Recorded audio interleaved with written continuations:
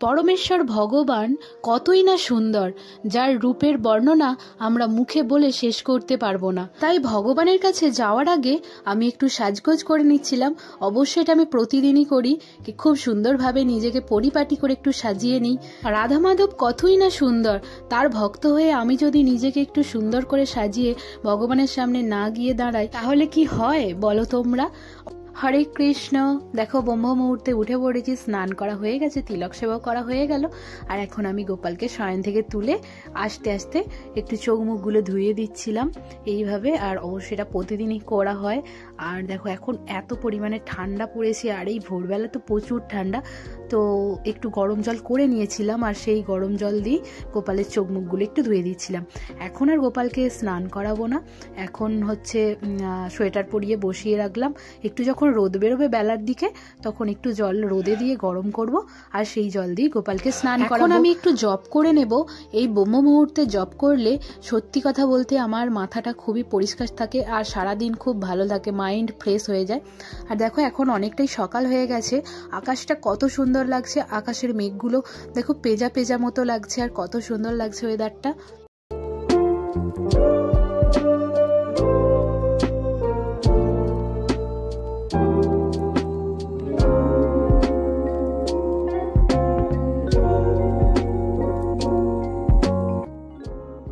আজকে যখন জব করছিলাম তখন নজরে পড়ল যে তুলসী মহারানীর এই পাতাগুলো কেমন একটা শুকিয়ে গেছে, কিছু কিছু পাতা, কিন্তু সব পাতা না, কিছু কিছু পাতা শুকিয়ে গেছে। কেন কে জানে, একটা দুটো ডালে ভালো আছে, আবার একটা দুটো ডালই শুকিয়ে গেছে।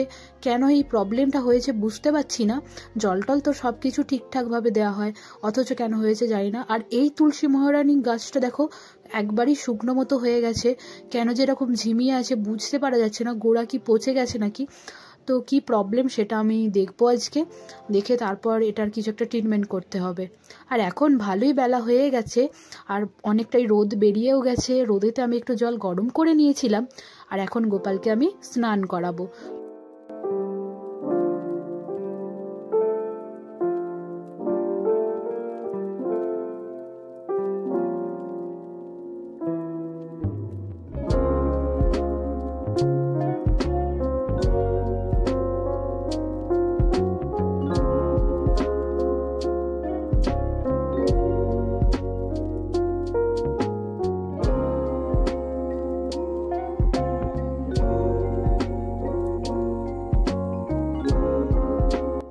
গোপালের স্নান তো কমপ্লিট হয়ে গেছে আর এখন আমি জামাটা চেঞ্জ করে দিচ্ছি। আর দেখো ওই জলটা হচ্ছে গোপালের স্নানের জল, ওটা আমরা তুলসী গাছে ঢেলে দিলাম।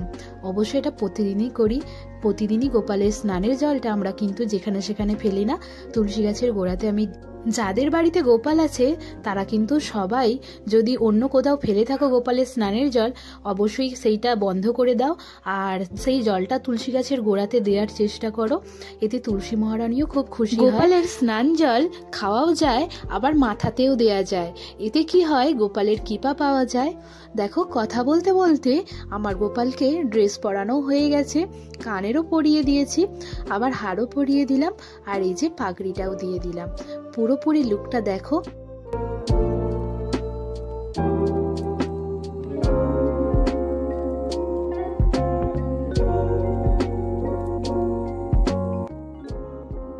দেখো আমার গোপালকে কেমন লাগছে সেটা তো তোমরা দেখলে, কিন্তু গোপাল এখনো কিন্তু নিজের মুখটা নিজে দেখেনি, তাই এই যে গোপালের আয়নাতে গোপালকে তার মুখটা দেখিয়ে দিচ্ছি। আমার গোপাল সোনাকে স্নানের পর আমি এই আয়নাটাতেই প্রতিদিন মুখ দেখাই। আর দেখো এখনো হাতে বাঁশি দেয়া হয়নি, এবার হাতে বাঁশিটা দিয়ে দেব, তাহলেই গোপালের পুরোপুরি লুকটা সম্পূর্ণ হয়ে যাবে। হরে কৃষ্ণ, হরি বল।